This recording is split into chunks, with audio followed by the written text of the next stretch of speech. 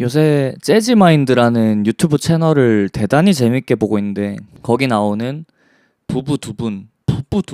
선생님 두 분이 대기업 다니시다가 퇴사를 하시고 하고 싶은 일을 찾아서 떠나는 영상도 엄청 예쁘게 잘 만드시고 그래가지고 즐겨 보고 있습니다. 그분들께서 만드신 영상 중에 미니멀리즘에 대한 게 있어요. 그 영상을 딱 봤을 때가 제가 나는 단순하게 살기로 했다를 읽어야지 라고 생각을 하고 있던 때였거든요. 근데 마침 그 영상에서 그 책 얘기를 하시더라고요. 그래서 이북으로 빌려가지고 읽기 시작했습니다. 그 책에는 물건을 버린다거나 비우는 것, 그리고 나한테 진정으로 필요한 게 어떤 건지 아는 것, 그런 얘기들이 좀 많이 나오죠. 아무래도 주제가 그런 쪽이다 보니까. 근데 제 가슴을 아주 탕 쳐버린 한 구절이 있었는데 그게 뭐냐면 소비라는 게 결국 내 가치를 증명하려는 행위다. 그런 방식이다. 소비를 하는 게 내 가치를 증명하려는 행위다. 라는 게 남을 의식한다는 거잖아요, 결국. 소비를 할 때. 그걸 딱 보면서 나도 한 의식하는데? 이런 생각이 들더라고요. 저도 한 의식합니다. 남 의식하기로 대회가 있으면 아마도 최소 입상은 하지 않을까, 제가. 사실 뭐 별로 스트레스를 안 받고 걱정되는 것도 없고 그러면 의식하면서 살아가도 되죠.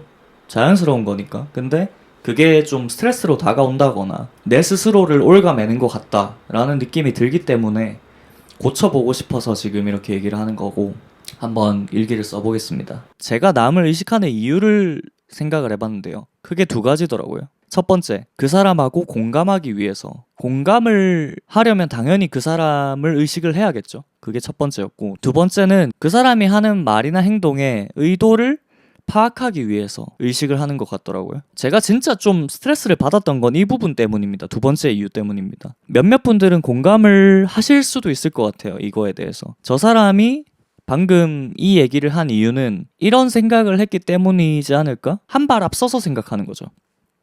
그 사람은 나 너 좋아 라고 했을 뿐인데 나 너 좋아라고 말하는 거에 말투나 표정이나 그 사람이 이전에 나한테 했던 말들 이런 거를 다 종합을 해서 지금 나 너 좋아라고 말한 게 온전히 좋다는 뜻은 아닐 수도 있겠다 막 이런 식으로 이상하게 꼬아서 생각을 한 겁니다. 저도 어쩔 수 없이 제가 알고 있는 지식이나 제가 했던 경험이나 뭐 그런 것들을 토대로 세상을 바라보기 때문에 제가 가진 프레임이 있겠죠. 내가 하는 판단이 항상 맞으리라는 법도 없고 틀리리라는 법도 없지만 그것에 많이 휘둘린다 내가 이제 확실히 알게 된 거죠. 그럼 이대로 계속 살 것인가?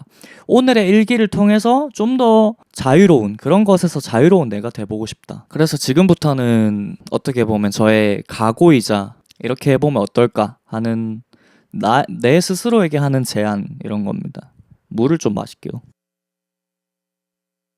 우선 첫 번째, 자유롭게 의식하되 판단까지는 가지 말자. 판단은 좀 미루자. 의식이 되는 거는 자연스럽다고 보는데 결국에는 그 판단을 하는 게 문제 같거든요. 그러니까 저 사람이 지금 이런 생각을 하는 것 같은데? 라는 그 부분, 그 마지막 단에 있는 그거는 최대한 안 해보는 쪽으로 노력을 좀 해봐야 될 것 같습니다. 급하게 추가 촬영을 좀 하게 됐습니다. 오늘 퇴근하면서 나는 단순하게 살기로 했다를 좀 더 읽으면서 왔는데 딱 제가 고민했던 부분에 대한 내용이 기가 막히게도 나와가지고 같이 붙여놓고 싶어서 카메라를 다시 켰습니다. 책에 그런 내용이 있더라고요.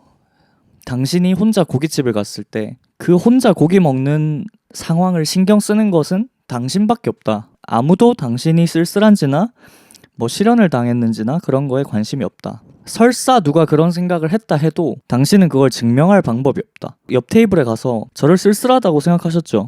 아니요. 의미가 없다는 겁니다. 증명할 방법이 없다는 겁니다.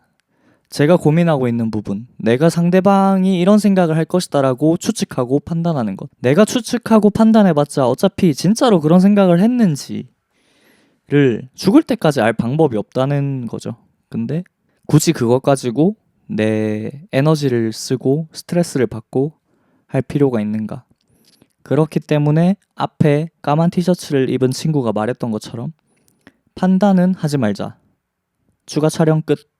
안녕히 계세요. 그리고 제가 한 2년 전에 혼자서 제주도를 5박 6일로 갔다 왔었는데 그때만큼 내 스스로 와 지냈던 적이 없는 것 같아요. 그냥 아무것도 의식하지 않고 거의 혼자만의 시간을 오롯이 보내다 보니까 내 자신을 좀 보게 되더라고요. 그런 순간이 진짜 잘 없는데 저는 생각도 너무 많고 생각이라기보다 잡념이 많습니다, 제가. 근데 그런 거에서 딱 벗어날 수 있는 시간이 반강제적으로 주어지니까 너무 좋더라고요. 혼자서 회에다가 소주도 한잔하고 혼자 삼겹살집 가서 1인 세트